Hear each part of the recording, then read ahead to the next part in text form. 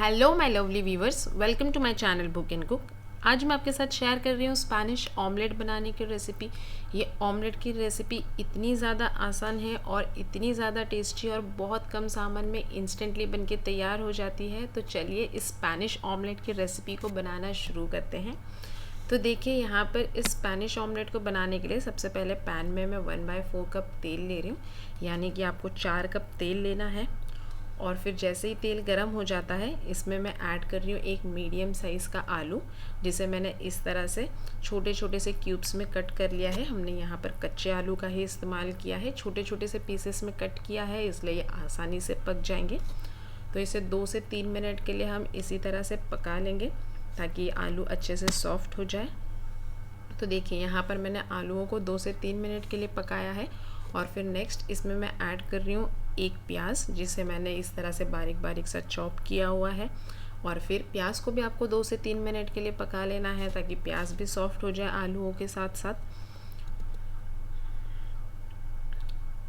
तो देखिए यहाँ पर प्याज को भी हमने आलूओं के साथ पका लिया है। और फिर यहाँ पर अब मैं ऐड कर रही हूँ 1 कप बारीक कटा हुआ पत्ता गोभी।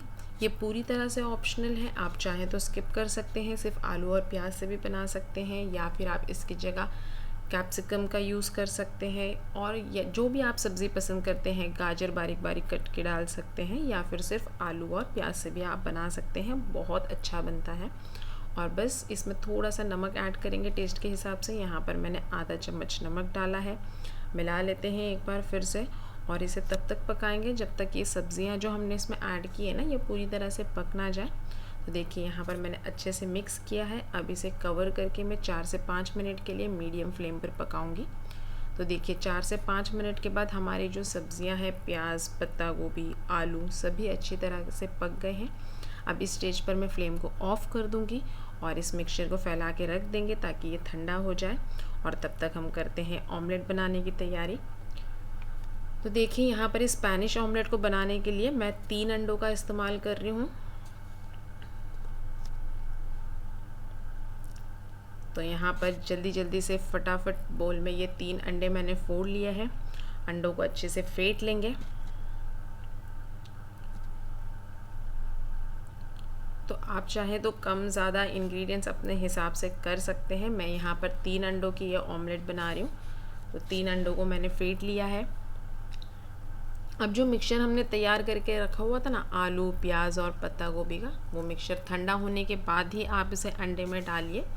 तो मिक्सचर ठंडा हो गया है और फिर मैंने अब इसे अंडों में डाल दिया है। थोड़ा सा इसमें डाल देते हैं बारीक कटा हुआ हरा धनिया, और फिर थोड़ा सा मैं नमक डाल रही हूँ। ध्यान रखिए हमने नमक पहले भी डाला था, इसलिए आप अपने टेस्ट के हिसाब से कम ज़्यादा एडजस्ट कर लीजिए।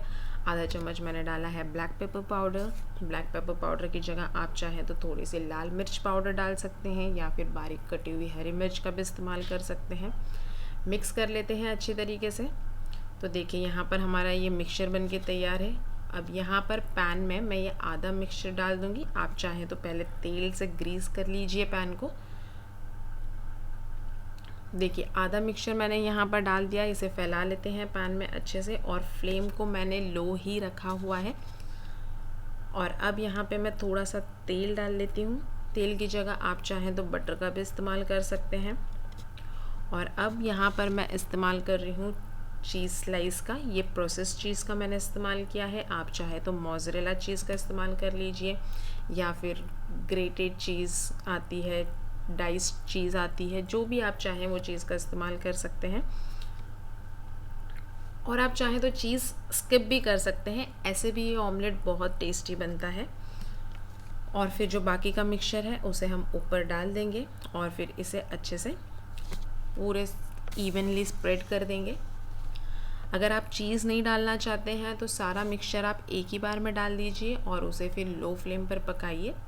तो देखिए मैंने पहले मिक्सचर आधा डाला था, उसके ऊपर चीज़ डाल दी है, और फिर जो बाकी का मिक्सचर था उसे भी ऊपर डाल दिया है। अब इसे इवनली पूरा स्प्रेड कर देंगे और लो फ्लेम पर ही हम इसे पकाएंगे ताकि ये ऑमलेट हमारा पूरी तरह से अच्छी तरह से पक जाए। तो देखिए सारा मिक्सचर डालने के बाद अब मैं इसे कवर करके 4 से 5 मिनट के लिए लो टू मीडियम फ्लेम पर पकाऊंगी। तो देखिए इसे 4 से 5 मिनट हो गए हैं। अब हम इसे पलट लेंगे। तो इस तरह से हम इसे पलटेंगे पैन में। तो देखिए हमारा ये जो स्पेनिश ऑमलेट है एक साइड से अच्छे से सिक गया है। अब सेम प्रोसेस से मैं दूसरे साइड से भी इसे सेकूंगी। तो चलिए इसे पैन में डाल देंगे और फिर से हम इसे अब कवर करके 4 से 5 मिनट के लिए मीडियम फ्लेम पर पकाएंगे ताकि ये दूसरे साइड से भी अच्छी तरीके से पक जाए। तो देखिए यहाँ पर मैंने इसे 4 से 5 मिनट के लिए फिर से पका लिया है, यानी कि हमारा जो स्पेनिश ऑमलेट है ये दोनों साइड से अच्छे से सिक गया है। तो चलिए इसे प्लेट में निकाल लेते हैं। तो देखिए यहाँ पर हमारा स्पेनिश ऑमलेट बनके तैयार हो गया है। तो आपने देखा ये कितना ज़्यादा आसान है और ये खाने में बहुत ज़्यादा टेस्टी होता है। तो ज़रूर ट्राई कीजिए इसे आप ब्रेकफास्ट के लिए, या फिर आप इसे एज लंच में भी इसे आप खा सकते हैं, ब्रेड के साथ, पाव के साथ, बहुत अच्छा लगता है।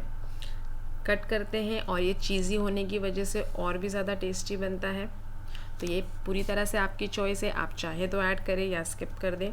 और अगर आपको मेरी रेसिपी अच्छी लगी है तो वीडियो को लाइक कीजिए, चैनल को सब्सक्राइब कीजिए, साथ में बेल आइकन को ज़रूर दबाइए।